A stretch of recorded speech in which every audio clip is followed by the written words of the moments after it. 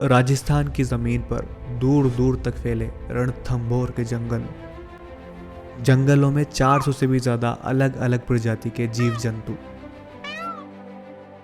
300 किस्म के पेड़ पौधे और इन पर सदियों से राज करते आ रहे खूंखार टाइगर।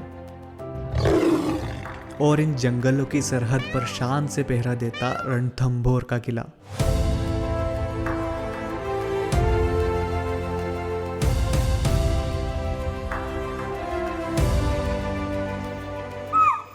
राजस्थान के गौरवशाली इतिहास को अपने परकोटे में समेटे ये किला सदियों से बदलती आ रही रियासतों का गवाह है।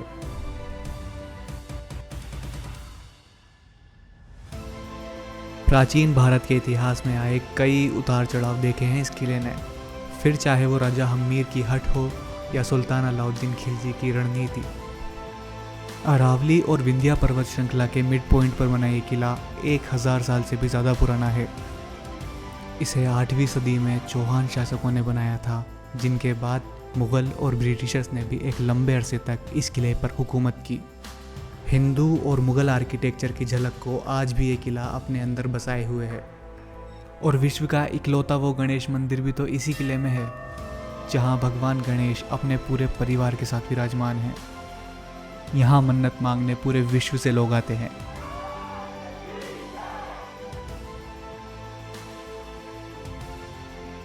और यहाँ से रणथंभौर के जो नज़ारे दिखाई देते हैं वही तो इस किले की पहचान है। ऊपर से बेहद शांत और सुंदर दिखाई देने वाले ये जंगल कितने राज अपने अंदर दफन किए बैठे हैं, इसका आप अंदाज़ा भी नहीं लगा सकते। धोंक के ये जंगल 400 से भी ज़्यादा जीव जंतुओं को अपनी गोद में पनाह दिए हुए हैं। फिर चाहे वो पानी की चादर के नीचे तैरती मछलियाँ हों या उनका शिकार करते आसमान की ऊंचाइयों में उड़ने वाले परिंदे हों।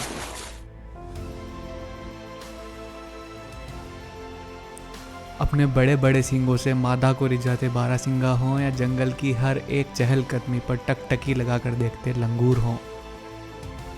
चाहे जहरीले सांपों का शिकारी नेवला हो या सुनहरे रंग में डूबा हुआ इस जंगल का शहंशाह हो।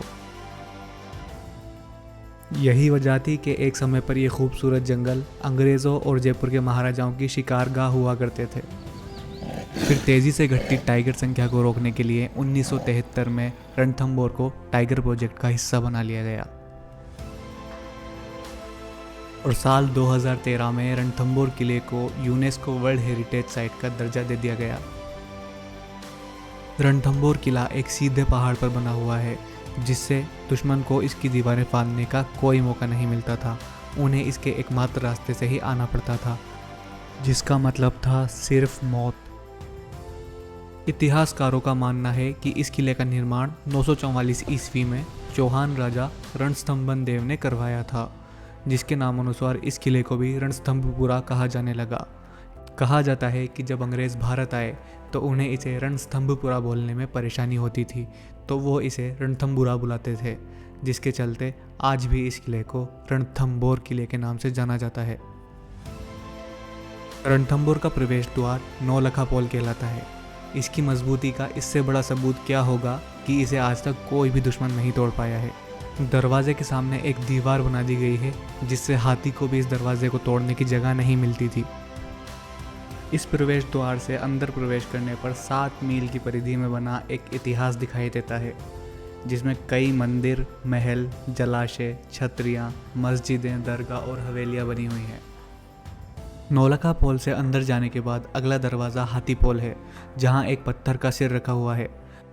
मान्यता है कि इस गेट पर राजा हम्मीर ने एक गद्दार का सर काटा था।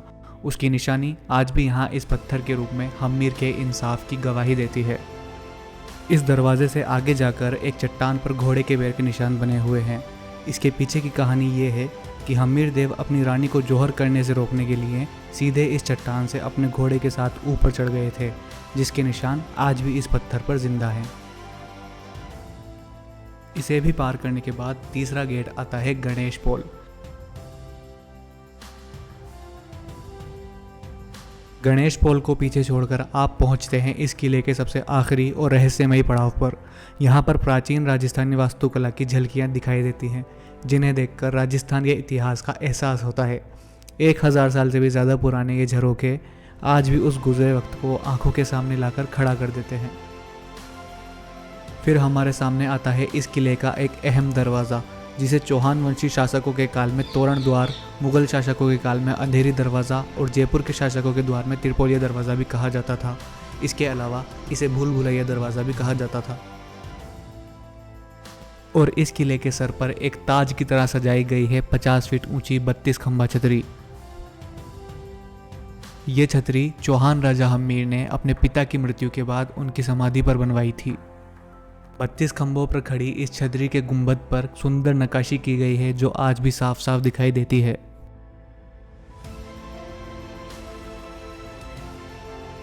इस किले के बीचों बीच बना है एक राजमहल, जिसे हम्मीर पैलेस भी कहा जाता है।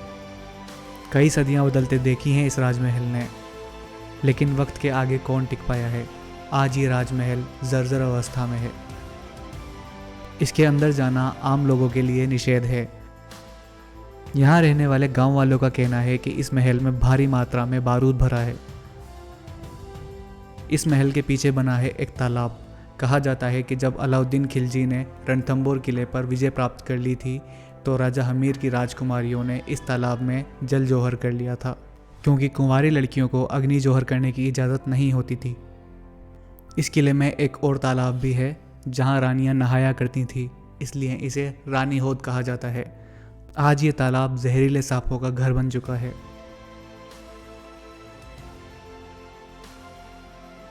इसके अलावा इस किले में और भी इमारतें हैं जो वक्त के आगे अपने घुटने टेक चुकी हैं और खंडरों में तब्दील हो चुकी हैं।